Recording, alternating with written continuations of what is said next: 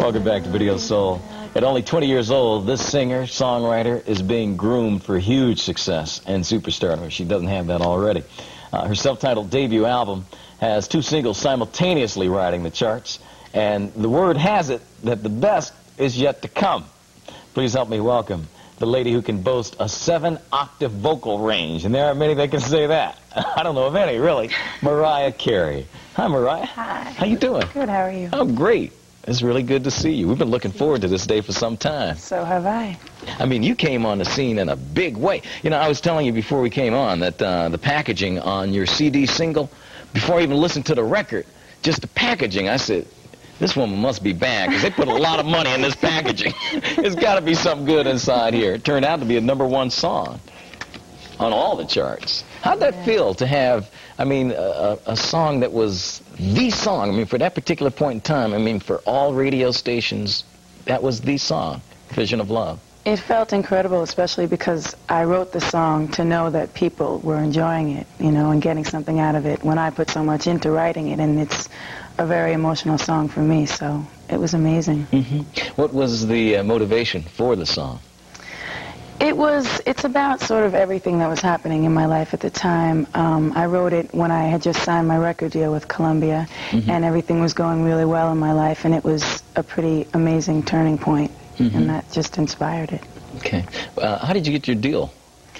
Okay, I was a backup singer for Brenda K. Starr, and she became like my best friend, and everybody who met me, she would say, oh, you got to hear my friend Mariah, you know, she's 18 years old, she writes all her own songs. So she brought me to this party, and she introduced me to Tommy Mottola, who's the president of CBS Records, and handed him my tape, and I never expected him to listen to it, or I just expected him to like throw it aside, but he went out to the limo, and he put it on his way home from the party, and he turned around and came back to find me, because there was no phone number on the tape or nothing. So he just, he found me that Monday through her managers, and I had my deal. You're kidding. No, it was incredible. I mean, that's like a movie. I mean, if I'm sitting in a movie theater watching that, I'm going, yeah, right. Seriously, that's a dream at 18 years old.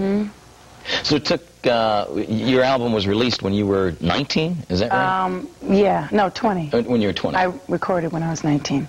Okay. So how long did it take you to get together all the albums, or all the cuts for the album? Or were some of the songs that you played for him that night some of the things that made the album? There were 5 songs on the demo, and 4 of them ended up on the record. Really? So I had almost half the songs that I had written over that year when I was struggling and waitressing and singing sessions and backup singing and stuff. And then I just wrote the rest of it over the next 4 or 5 months, and we had the album. Wow. Yeah. So when you were struggling and waitressing, did you ever lose faith that things would happen for you? No, I just always believed that it would happen, because that's the only way to, you know, realize your dreams.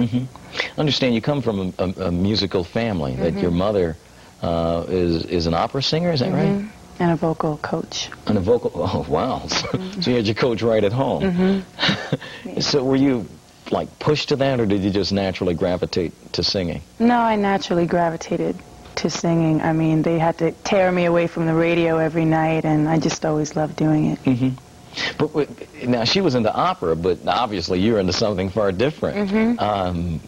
How did that come about? I mean, how did you not follow in her footsteps to opera? Well, I have a brother and sister who are 9 and 10 years older than me, and we're always listening to Stevie Wonder or Aretha or Gladys Knight or, you know, some great soul singer, and that's just what I listened to, and that's what I loved, and that's the music that, you know, I gravitated towards. So do you consider yourself a soul singer?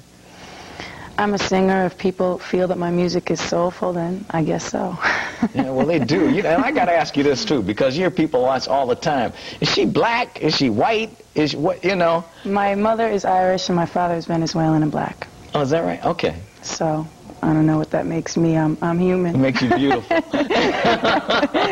And you are that. You are beautiful.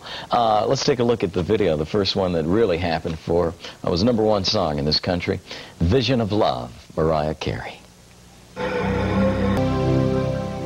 And that's beautiful. Mariah Carey with Vision of Love.